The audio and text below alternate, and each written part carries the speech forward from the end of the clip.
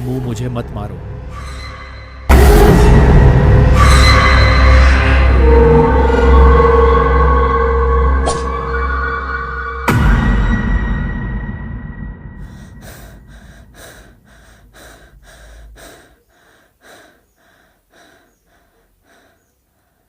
बहुत समय तक प्रयास करने के बाद आदित्य की नौकरी लग ही गई। आदित्य गांव में रहने वाला सीधा साधा युवक था और उसकी नौकरी शहर में लगी। वह डेली अपनी नौकरी के लिए शहर में जाता।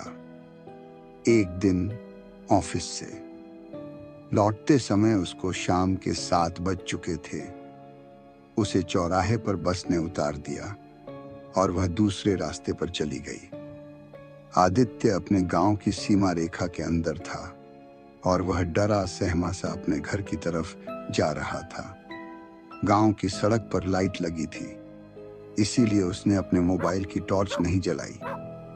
आदित्य को डर इस बात का लग रहा था कि गांव में प्रचलित है कि रास्ते में एक बेर का पेड़ है और हमेशा रात को उस बेर के पेड़ के नीचे एक मृत तांत्रिक अपनी तंत्र विद्या करता है और जो भी व्यक्ति रात के समय वहां से गुजरता है उसकी सीधा लाश ही बरामद होती है।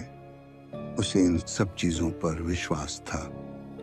कुछ टाइम बाद वह बेर का पेड़ भी आ गया। उस बेर के पेड़ के नीचे एक तांत्रिक बैठा हुआ था और वह अपनी तंत्र विद्या कर रहा था। आदित्य ने सोचा कि अब तो गया। उसका मन तो यह कर रहा था कि वह वापस लौटकर चला जाए, लेकिन वह नहीं लौटा। वह डरता हुआ आगे की तरफ बढ़ा और वह बाबा को क्रॉस कर गया। आदित्य ने मन में सोचा कि लोग ऐसे ही बाबा को बदनाम करे हुए हैं और पीछे से आवाज आई, कहाँ जा रहे हो? प्रसाद नहीं खाओगे? आदित्य बिल्कुल डर चुका था। उसने बिना पीछे देखे भागना शुरू कर दिया। वह तेजी से भागे जा रहा है। तभी उसे सामने देखा कि उसके सामने एक पेड़ है और उस पेड़ के नीचे कोई खड़ा हुआ है। आदित्य की उम्मीद की किरणें जाग चुकी थी। वह तेजी से भागता हुआ उस पेड़ के पास खड़े हुए व्यक्ति की तरफ जाने लगा। तभी उस व्यक्ति की आदित्य को शक्ल अच्छे से दिखाई दी। तो वह व्यक्ति और कोई नहीं, वही बाबा था। उस बाबा ने कहा कि प्रसाद तो लेते जाओ। आदित्य बिल्कुल खड़ा हो गया और सोचने लगा कि क्या अब मैं फिर से पीछे भागूं। और वह जैसे ही पीछे की तरफ मुड़ा, उसने देखा कि उसके पीछे वही बाबा खड़ा हुआ है। वो पलटकर भागा, लेकिन उसे आश्चर्य इस बात का हो रहा था कि इस बार बाबा ने उसका पीछा क्यों नहीं किया। वो जैसे तैसे करके अपने घर में पहुंचा। क्या हुआ भैया?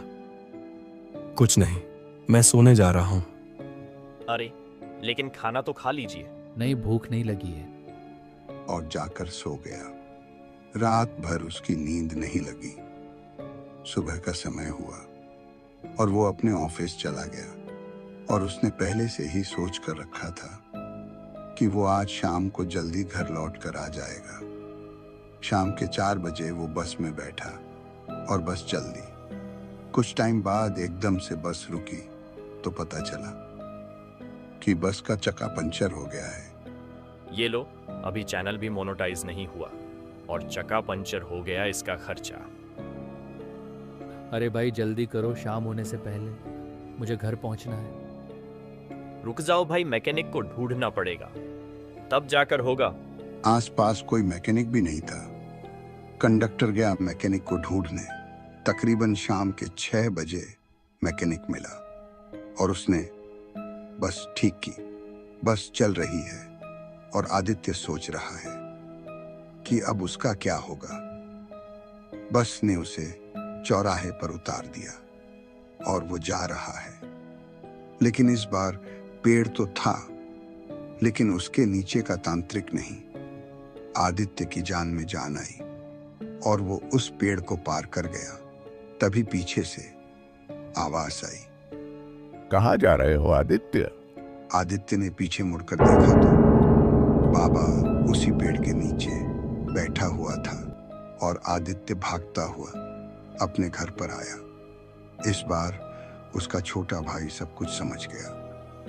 बेटा, इतना हाफते हुए क्यों आ रहे हो? सच बताइए भैया, आपको वो तांत्रिक मिला था ना? हाँ, जब वो मुझे मिला था और मैं अपनी जान बचाते हुए आया हूँ। और आदित्य ने अपने घर वालों से सारी बात बताई। अगर ऐसा है तो तुम कल नहीं जाओगे, हम कल किसी तांत्रिक के पास जाएंगे। और वो सोने के लिए चला गया। सुबह हुई। आदित्य आज नहीं उठा। आज उसे सो जाने दो, हम शाम को उसे ले जाएंगे।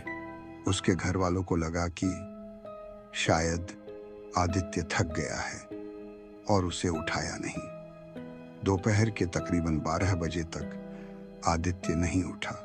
जाओ जय, अब टाइम हो गया है जाने का। जय ने दरवाजा खोला तो देखा कि आदित्य की लाश सामने ही पड़ी हुई थी।